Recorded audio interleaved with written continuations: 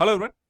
भारत में ऐसा पहली बार होने जा रहा है कि अब प्रधानमंत्री का पद हो या फिर मुख्यमंत्री का, या केंद्र से लेकर के राज्य स्तर पर किसी भी मंत्री पद को यहां पर धारित करने वाला व्यक्ति यदि किसी भी कारण से जेल जाता है और 30 दिन से ज्यादा ये जुडिशियल कस्टडी में रहेगा, तब उसे अपना पद छोड़ना पड़ेगा। यानी आप कह सकते हैं कि 30 दिन में उसकी कुर्सी चली जाएगी।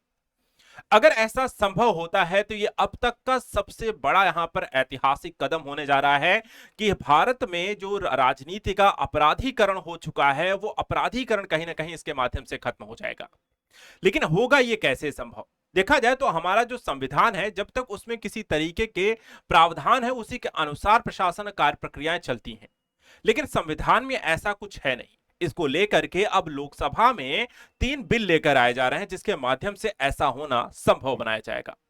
आज हम यहां पर इस वीडियो के माध्यम से इसी मुद्दे को लेकर के डिस्कस करेंगे। आखिर ये 3 नए बिल कौन से हैं, इसके माध्यम से किस तरीके के प्रावधान किए गए हैं, और कैसे पीएम सीएम या मंत्रियों की कुर्सी यानी कि जेल जाने पर कुर्सी यहां पर उन्हें छोड़नी पड़ेगी, उससे संबंधित सभी प्रावधानों को एक एक करके यहां पर सारी मुद्दों को समझते हैं। देखिए यहां पर जो आर्टिकल है, यहां पर अगर हम देखें तो कहता है कि गंभीर केस में गिरफ्तारी पर पीएम सीएम और मंत्री हटेंगे। अमित शाह जो कि इस समय भारत के गृह मंत्री हैं, वो संसद में आज इसको लेकर के 3 बिल पेश करने वाले हैं। और इसमें कहा गया है कि 30 दिन में यहां पर हटाने का प्रावधान हो जाएगा यदि जेल जाते हैं या जुडिशियल या गंभीर अपराध में अगर आप संलिप्त पाए जाते हैं। अब इसको डिटेल से समझते हैं। यहां पर आप देख सकते हैं, ये आपका ऑफिशियल डॉक्यूमेंट्स यहां पर भी आप देख सकते हैं, ये आप इस साइड पर जहां पर इसके बारे में बाकायदा जानकारी दी गई है, और इसको लेकर के डिटेल्स यहां पर आज डिस्कशन होना है। बिल भी यहां पर आपको पेश किया जाएगा। तो केंद्र सरकार जो है आपराधिक केस में गिरफ्तार होने, हिरासत में लिए जाने पर, चाहे वो प्रधानमंत्री ही क्यों ना हो, केंद्रीय मंत्री हो, मुख्यमंत्री या मंत्री पद से यहां पे हटाने को लेकर के यह कानून लाने जा रही है। और यानी कि बुधवार यानी आज के दिन यहां पर इसे लोकसभा में प्रस्तुत किया जाएगा।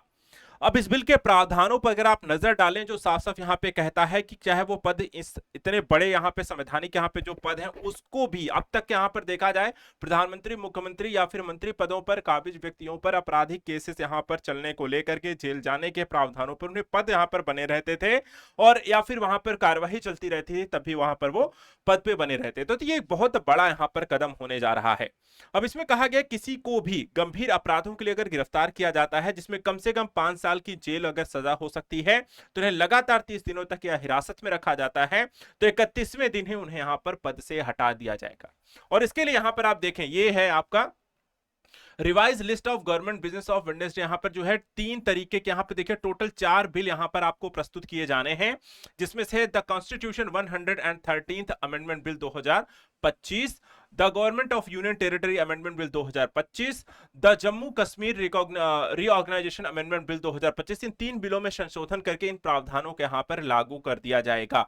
इसके अलावा एक और बिल यहां पे जो प्रस्तुत किया जाएगा वो ऑनलाइन गेमिंग को लेकर के भी है। तो अब इन तीनों ही बिल्स के बारे में आपको मैं बताता हूं कि क्या क्या यहां पे प्रावधान किया गया है।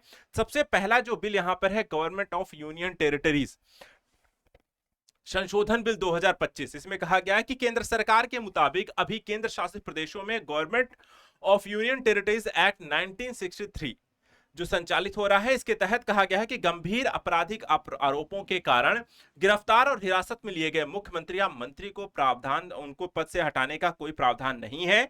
इसलिए ऐसे मामलों में मुख्यमंत्री या मंत्री को हटाने के लिए एक कानूनी ढांचा तैयार करने के लिए government of union territories act 1963 की धारा 45 में संशोधन की यहां पर आवश्यकता है। यानी कि इस धारा में यहां पे संशोधन करके नई प्रावधान यहां पे जोड़ दिए जाएंगे, जिसके तहत अगर आप ऐसी किसी भी प्रक्रिया में संलिप्त हैं तो वहां पर आपको अब पद छोड़ना पड़ेगा। इसी तरह दूसरा जो बिल यहां पर लेकर आया जाएगा वो है 130वां संविधान संशोधन बिल 2025, जिसमें कहा गया है कि केंद्र इस बिल को लेकर के बताता है कि संविधान में किसी ऐसे मंत्री को हटाने का कोई प्रावधान नहीं है जिसे गंभीर आपराधिक आरोपों के कारण गिरफ्तार किया गया हो या उसे हिरासत में लिया गया है। हमारे यहां देख सकते हैं आप, कोई भी कानून ऐसा नहीं है जहां मंत्री पद पर यहां पर प्रधानमंत्री, मुख्यमंत्री पदों को यहां पर व्यक्तियों को हटाया जा सके। आपराधिक मामलों में ऐसे मामलों प्रधानमंत्री, केंद्रीय मंत्रिपरिषद के किसी भी मंत्री, राज्यों या नेशनल कैपिटल टेरिटरी, दिल्ली के मुख्यमंत्री या मंत्रिपरिषद किसी भी मंत्री को हटाने के लिए एक कानूनी ढांचा तैयार करने के लिए संविधान के अनुच्छेद 75, 164, 293 ए में यहां पे संशोधन की जरूरत है। और तीसरा जो यहां पर आपको बिल लेकर आया जाएगा वो जो जम्मू कश्मीर के संदर्भ में यहां पर है, जम्मू कश्मीर पुनर्गठन संशोधन बिल 2025, जिसमें कहा गया है कि 2019 के यहां पे 34 के तहत गंभीर आपराधिक आरोपों के कारण गिरफ्तार हिरासत में लिए गए मुख्यमंत्री या मंत्री को हटाने का जो प्रावधान नहीं है, अब जम्मू कश्मीर पुनर्गठन अधिनियम 2019 की धारा 54 में संशोधन के बाद गंभीर आपराधिक केस में गिरफ्तार और हिरासत में लिए गए मुख्यमंत्री या मंत्री को 30 दिन में अब हटाने का प्रावधान इसके तहत कर दिया जाएगा। तो यही है 3 संशोधन बिल यहां पर आपको गिरफ्तार के इस संदर्भ में यहां पे लागू किए जाएंगे।